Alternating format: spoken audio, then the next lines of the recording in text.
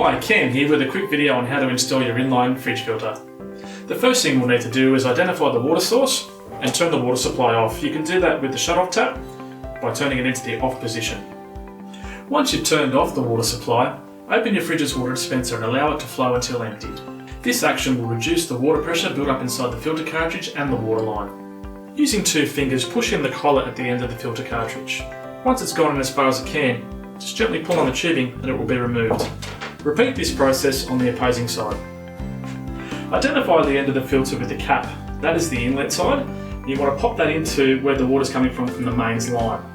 Pop that into place by pushing the tubing in as far as it can and then gently pulling back on the collet to ensure firm fitment. Once that's done, you can now turn on the water source and allow that to flow into a bucket. Let it flow for about 4 to 5 litres, and that should be clear of all carbon fines and granules and any air that's built up inside the cartridge. Once you've cleared the cartridge of any carbon fines and air, simply turn off the shut-off tap once again and get the outlet tube that goes into the fridge. You want to pop that into place just like we did on the inlet side, pushing it all the way in as far as you possibly can and gently pulling back to ensure firm fitment.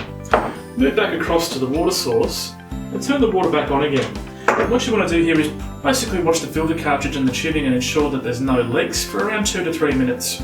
Once that's done, move forward to your refrigerator and open the dispenser and allow it to flow until the water runs clear. Thank you for watching, and don't forget to like and subscribe for more videos.